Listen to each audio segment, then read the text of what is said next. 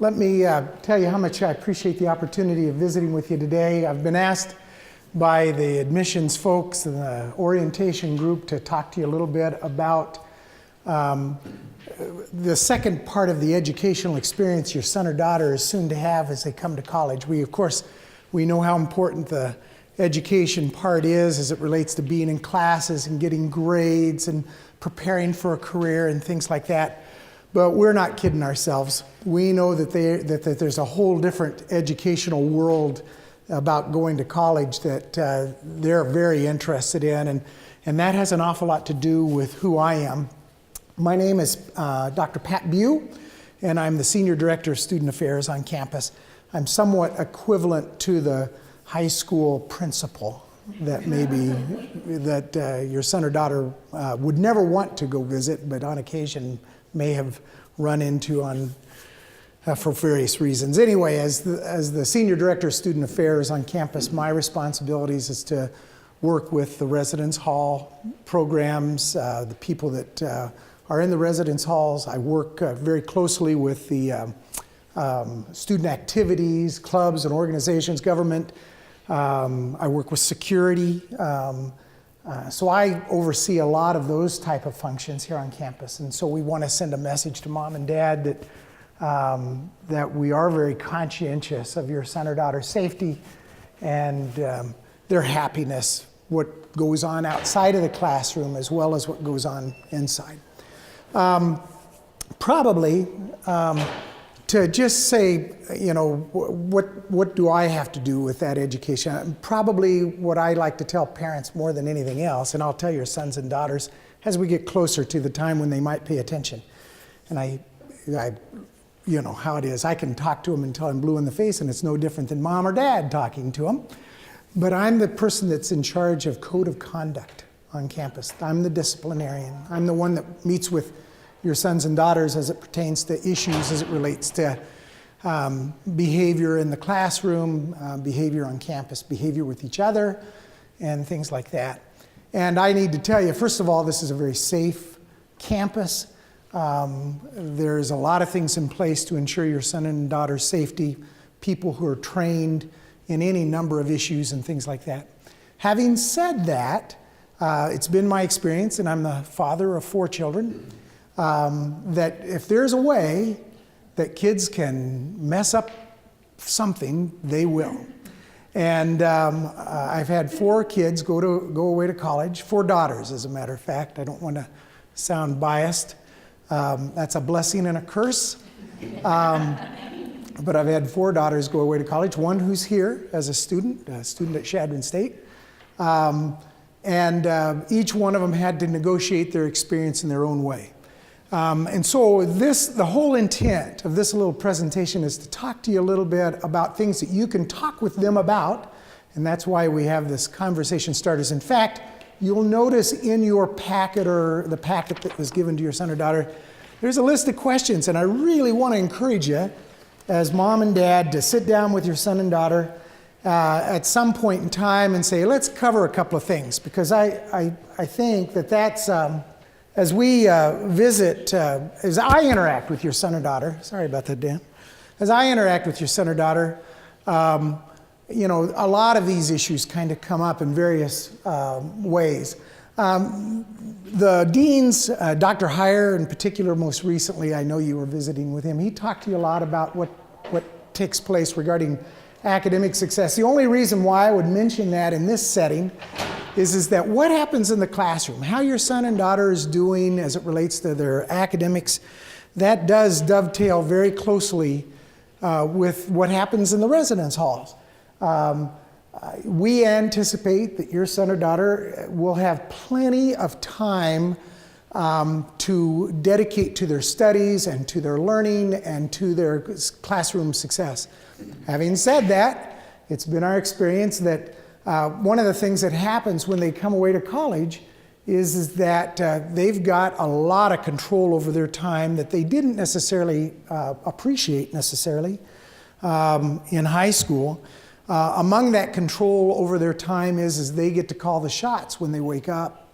They get to call the shots whether they do their homework or not, and all of that kind of thing. And as Dr. Heyer talked to you about, there are plenty of support services in place. And as a parent, I want you to know that. And I want you to know that one of the concerns that sometimes I'll have as a principal or a dean of students or a senior director of student affairs is when sons and daughters have so much free time and time that they can kind of call their own, that helps them find ways to get in trouble. This is a personal thing, and not everybody subscribes to it, but I've always been kind of an advocate that a part-time job isn't a bad idea. And so why it's not like your son or daughter won't have plenty of homework to do, though they may complain on occasionally about that.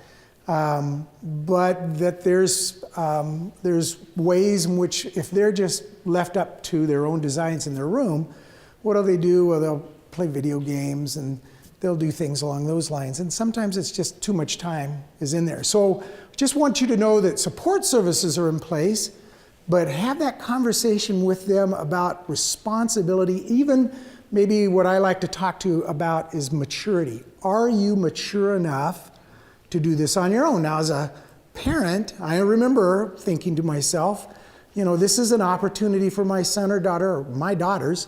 It's an opportunity for them to be mature. You train them for 17 and a half years, by gosh, they better figure it out. But if they get here and they struggle with that, you need to know that there are support services in place. Health situations, one of the big challenges that we run into on occasion with students is that without mom, I'd say dad, but most of the time it's mom, there to make sure that they're taking care of sniffles and coughs and sneezes and stuff like that. Without mom there, again, there's this presumption that they're mature enough to be able to get the help necessary. You may have met through the process this morning the health care folks. We've got a nurse on staff. We also have this relationship with the hospital that provides clinic services. There's, again, plenty of support and help in place. What don't we have? We don't have that parental drop kick experience that gets your son or daughter after 3 weeks in the residence halls suffering through a cold or something like that. We treat them, unfortunately, I say that personally, we treat them like adults. And we figure, hey, you need to take care of yourself. Have the conversation with them. Boy, do you know how to deal with when you're having problems. And things like mono and stuff like that, they had friends in high school that may have gotten that a little bit. I would have that conversation with them beforehand, because if you don't, then what happens is they'll drop out. They'll drop off the face of the earth for 3 weeks. I mean, they'll be happy, don't get me wrong. What? They're in there playing video games. And they'll be in their room. And finally, we'll get a note saying, hey, I haven't seen a student, this particular student in my class. And we'll go run there and have to see if they're alive. And they're alive, but they're not worried about it. Why? Because you know how it is with our kids. They don't see midterms down 2 weeks away or finals or whatever. So, talk with them about that. Time management, I've kind of already alluded to that. This time management issue, obviously, in my mind, is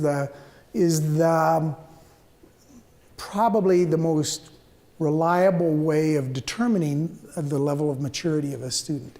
I get it. If a kid's in 4 classes and they're 3 credits apiece, that's 12 hours of in-class a week. If you'll recall, that's about a day and a half of high school classroom. So there's a lot of free time, and that's a curse, So I would talk to them about, hey, I'm not going to be up there, not me, you. I'm not going to be up there to wake you up in the morning. And I teach a class on campus. I teach an academic life class, so I'll have a couple of your sons or daughters in my class. But I'll tell them, you've got to be responsible for that time. You have to be responsible for how you deal with the homework. You have to be responsible for how you're going to prepare for tests and things like that. It'll be interesting. You'll you'll be able to tell in your own life and with your own experience with your son or daughter how they're doing on that kind of thing. I had a mom show up on my doorstep last week saying, my son hasn't been going to classes. And I say, well, you know, the midterm grades were okay.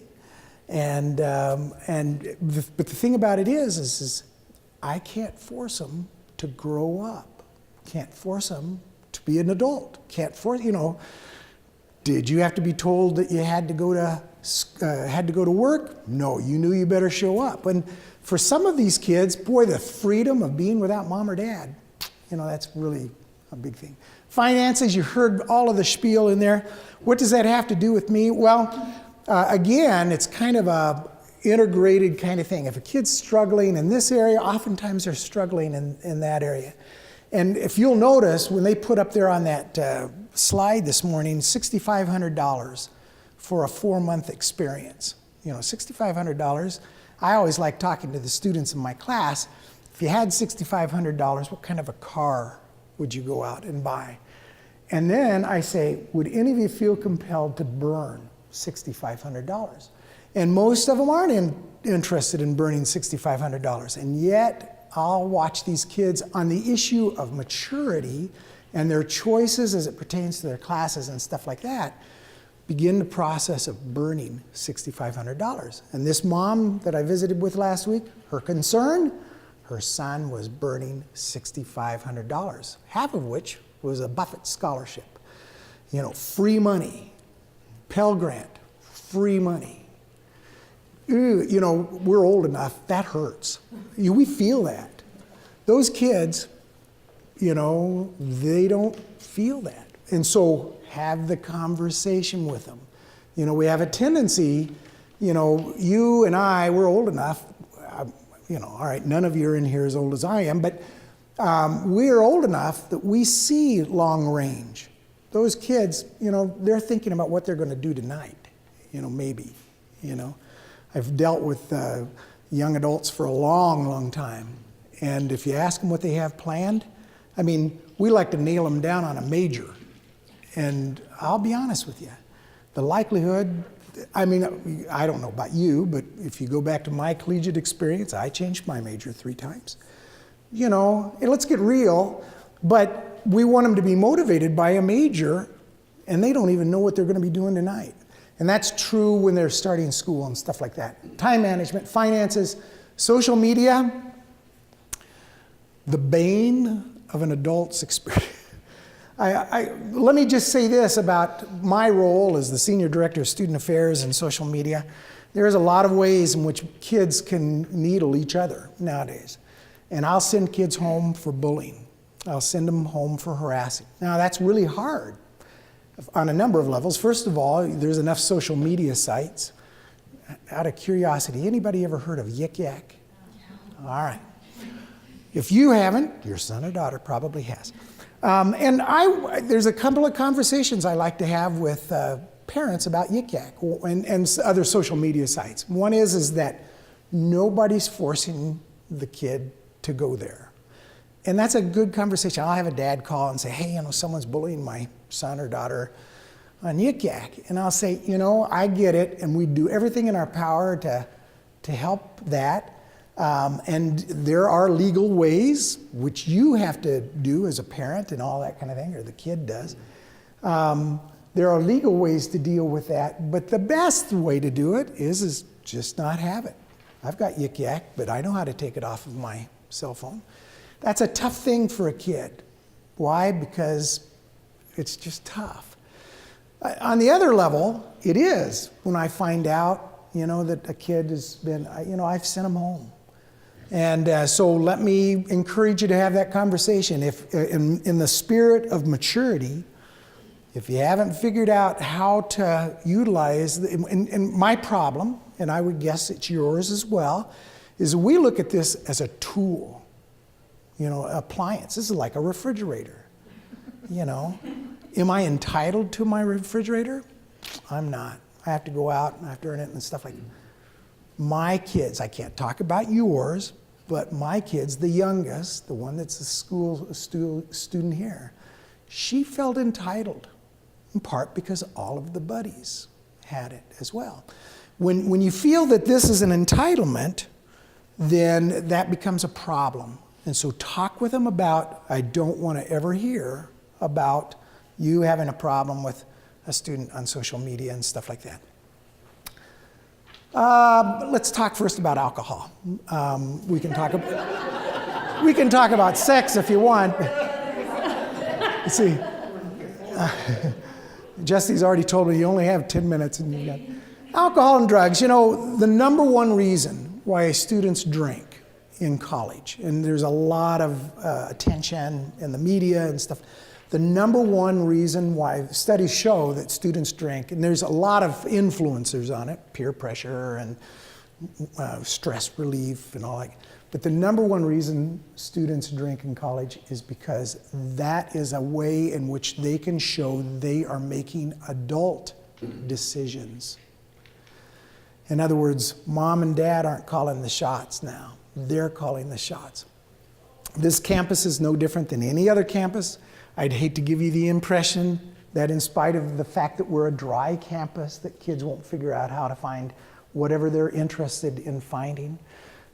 Colorado, of course, has introduced the state of Nebraska to a great influence, you know, that continues to come over the border. I guess, you know, all right, you've had the conversation with your son or daughter about, and I'm going to give you the benefit of the doubt, about alcohol and drugs. I guess my posture is you don't want to wait for them to have that conversation with me. Generally, when they come into my office regarding an alcohol violation or a drug violation, the first time I talk to them, it's a warning. I say, I get it. You know, we were all young once. But then I say, there's a policy, state of Nebraska policy, and that is this is a dry campus, no alcohol. Do you understand that? Everybody understands that. If they end up in my office a second time, then the conversation is where do you want to live if it's not on campus?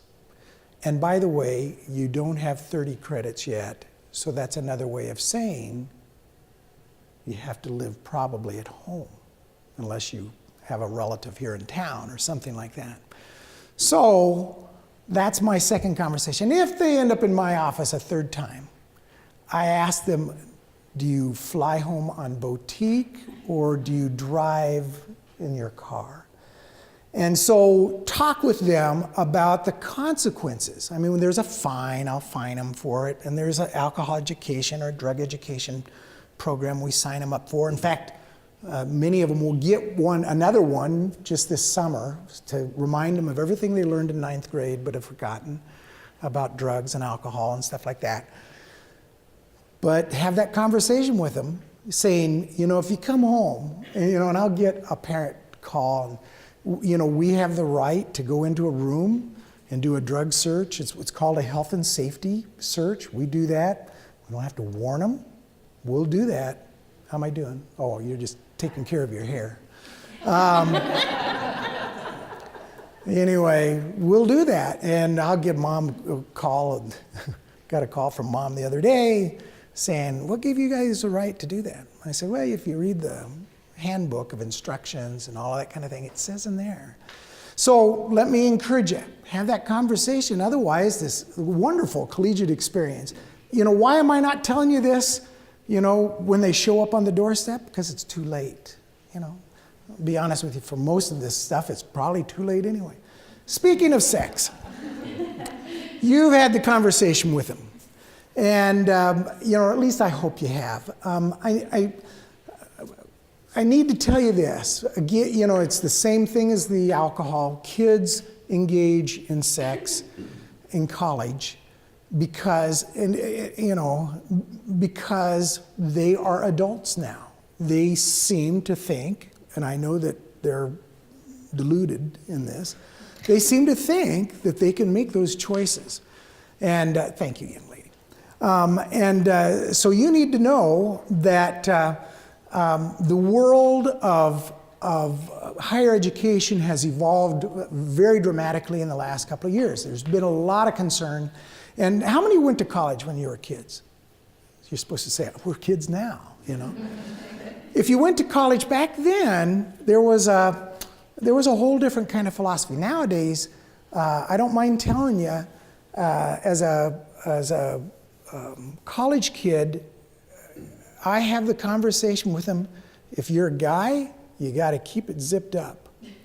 If you're a gal, you better keep your legs together. Because if you're making adult choices, then you've got to live with adult consequences, okay? And for adults, I don't mind telling, I mean, for guys, I don't mind telling. They get in trouble, and I'll send them home, especially if they're predatory in nature, if they're on the make. I don't mind telling you, and I can say this as a father of 4 daughters, there are girls that are just as interested and just as excited and just as willing to be involved in that. I guess my thing is you don't want to be at my level. You want that conversation, the consequences, the discussion about the consequences at your level. You want to have that first, because it's a different world than it was in high school. You know, it's a different philosophy. We treat those kids like they're adults, like they can make adult decisions. Foolish us. But we do. We treat them that way. And if they make those choices, that's choices they make. But we're very conscientious of that.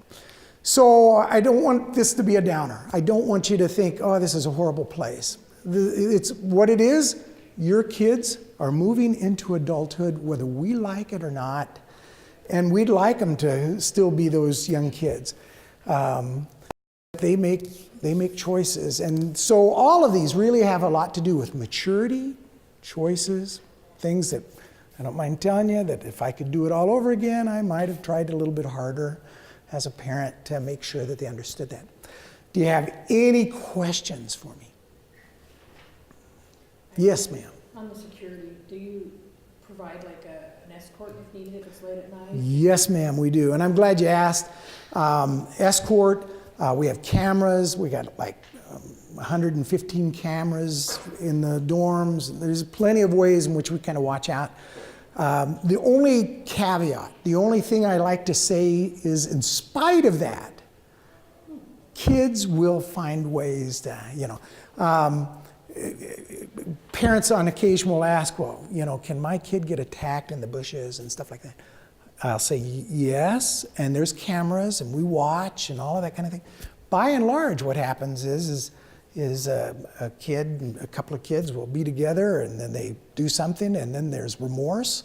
They feel bad afterwards, and then what happens is our imagination begins to work, and we can think, oh yeah, that's how I can deal with that. And sometimes I've had to deal with kids that, there is plenty of safety mechanisms in place, But I'd have that conversation with your son or daughter, and you bet. Other questions? Have I frightened any of you? I hope not. Your kids are ready to become adults, right? Just like mine were,